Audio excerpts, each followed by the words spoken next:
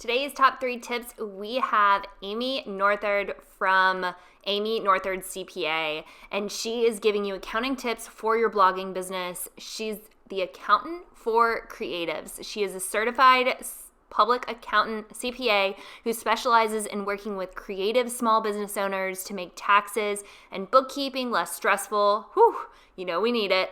She has a passion for helping small business owners wade through all the financial things it takes to start and operate a business so that you can focus on your craft. We all need that. In addition to preparing tax returns, Amy also does bookkeeping for clients all over the US, and she enjoys teaching small business financial basics through her online course, Be Your Own CFO. Listen for Amy's tips next and a freebie that y'all are going to love at the end. Hi, today I'm going to share 3 tips with you. The first one is about when to outsource your accounting and how to find an accountant to work with. The second one is how to treat your blog like a business. And the third one is when to become an S corporation. So for our first tip, I get asked a lot when does it make sense to start having someone take over your bookkeeping, outsource your tax preparation, those kinds of things. But then I also get asked a lot, do I need to work with an accountant that specializes in bloggers? And my answer would be not necessarily, but I would ask around to other blogger friends to see who they're using, who they're recommending, who they're raving about, and then reach out to that accountant sooner than later. Most accountants won't be taking new clients after January or February, so reach out early if you don't have someone that you work with already. And then make sure that you get a good feeling when you talk to them. So a lot of times accountants will do an initial call with you. You'll explain your business, make sure you're both a good fit for each other, and they'll give you a price quote for their services. And during that conversation, you'll get a pretty good idea of whether or not it's going to be a good fit.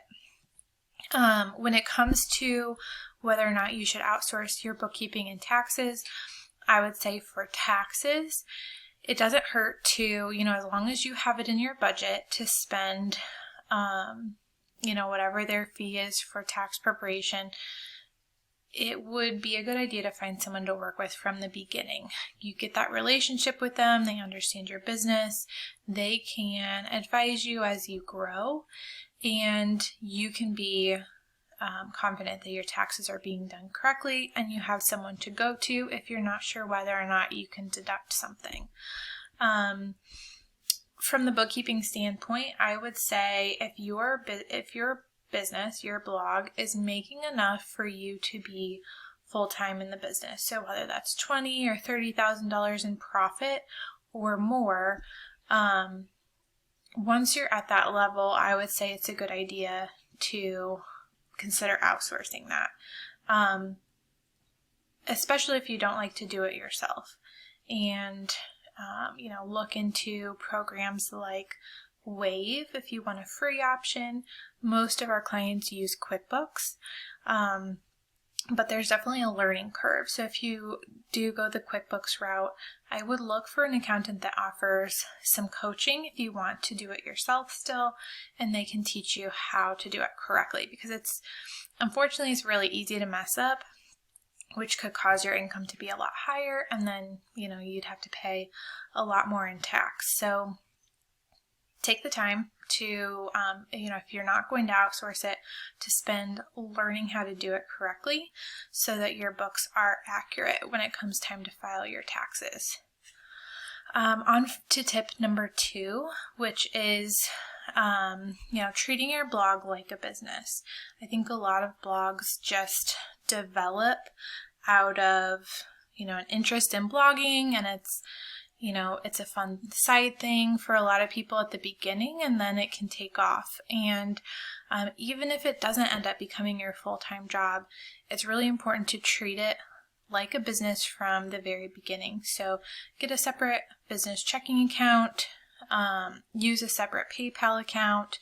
It makes tax time a lot easier if you do it this way, and it's just less that you have to filter through when it comes time to recording your income and expenses. I would also, along that note, set goals for yourself. So, by tracking your income and expenses on a regular basis, you can set future goals, but you have to be seeing your numbers regularly so that you know if you're meeting those goals, if you need to raise your rates, if you need to be approaching more brands to reach those goals. So that financial information is really, really crucial in growing your blog and growing your business.